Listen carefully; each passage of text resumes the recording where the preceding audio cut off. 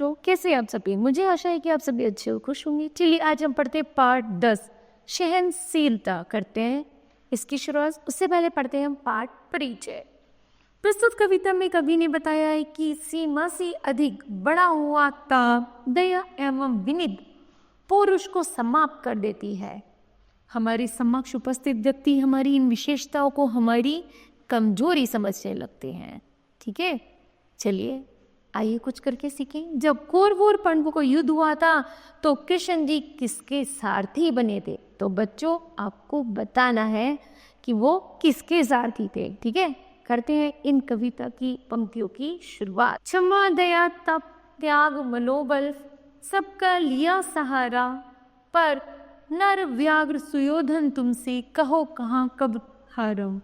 वो कह रहे हैं भले ही हमने भगवान जी जब क्षमा तप त्याग सब कुछ ले लिया, लेकिन उनका हमने जब सहारा लिया तो हम पर किसी ने दया नहीं की। लेकिन जब हमारा नंबर आया तो हमसे क्षमा तप त्याग सब कुछ मांगा गया। तो बताओ अब वह कहाँ गया? युद्ध के समय में वो बता रहे, कौरव पांडव बता रहे कि अब बताओ जब हमारा समय था तो हमसे मांगा गया, और जब हमारे बेटे की मृत्यु की जा रही है तब वह क्षमा तप क्रोध कहाँ गया?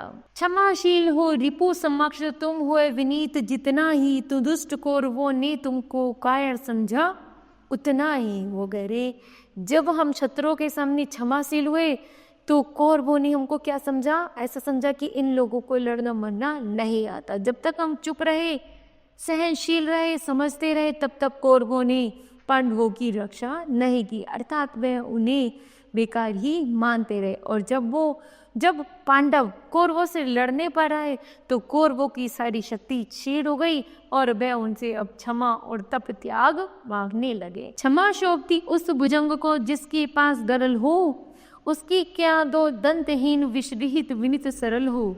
ये कहते हैं जैसे एक सांप होता है, सांप को भले ही कितना भी पाल लो लेकिन वो अंत में विष ही देता, उसी तरह कौरव हमारे लिए कहते, पांडव कहते हैं कौरव हमारे लिए भुजंग की तरह है, जैसे वो अक्सर मौका देते ही हमको विष पिलाने में लगे रहे। लेकिन हम भी सहनशील बन के चुप रहे और उनको हर गलती पर माफ करते रहे। 3 दिवस तक पथ मांगते रघुपति सिंधु किनारे, बैठे पढ़ते रहे चंद अनुनय के प्यारे कार्य। वो कह रहे हमने 3 दिवस का मांगा, 3 दिवस का पथ मांगा था कि हम शांति से बैठ के इसको निपटा लेंगे, लेकिन उन्होंने हमारे साथ ऐसा नहीं किया। हम तो चाहते थे कि हम भगवान की भक्ति में लीन हो जाए और लड़ना मरना छोड़ दें, लेकिन उन्होंने हमें मजबूर किया, इसलिए हम युद्ध करने चले आए।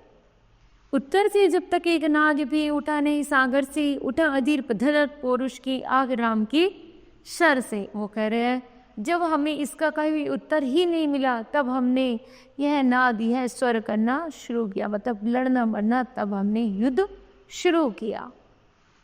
सिंधु देव त्राहि त्राहि करता आग्रा शरण में, चरण पूज दास्ता ग्रहण की बंधा मूड बंधन में।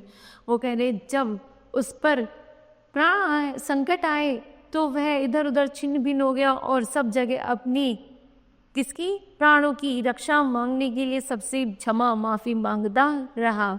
लेकिन अंत में भी पांडवों ने कौरवों को क्षमा दान नहीं दिया, चाहे उन्होंने कितनी ही क्षमा क्यों ना मांग ली। सच पूछो तो शर्मे ही है बस्ती दीप्ति विनय की, संधि वचन संबुझे उसी का जिसने शक्ति विजय की। अर्थात जिसने रण में अपनी शक्ति दिखाई, जब अपना गौरव दिखाया, अपना बुद्धि का यूज किया, उसी की रण में अंत समय में विजय हुई। अर्थात यदि हम सत्कर्म करते हैं और अपना ज्ञान का उपयोग करते हैं तभी हमारी विजय होती है। सहनशीलता क्षमा दया को तभी पूछता जगह, बल का दर्प चमकता उसके पीछे जब जगमग है। अर्थात इंसान भी तभी चमकता है जब वो क्षमा तप त्याग से ऊंचा बढ़ता है, आगे बढ़ता है, और एक नई दीपक की लो में जैसे दीपक तपता है उसी तरह वह अपने आप को तपाता है, और तपाकर जब वो इतना बाहर निकलता है ऐसा लगता है जैसे वो एक सोना चमक रहा हो। सोने की तरह जब वो चमकता है तो सभी लोग उसकी सहानुभूति सहनशीलता की क्या करते हैं, चर्चा करते हैं और उसका मान सम्मान भी करते हैं। ठीक है, तो बताओ बच्चों आपने क्या सीखा? तो हमने सीखा कि हमें हमेशा सहनशीलता का गुण होना चाहिए। और नंबर 2, हमें अपना मनोबल बढ़ाना चाहिए। चाहे हमारे सामने कोई भी परिस्थिति हो, हमें अपना मनोबल नहीं तोड़ना चाहिए। ठीक है, मुझे आशा है यह पाठ आपको समझ आया होगा। धन्यवाद।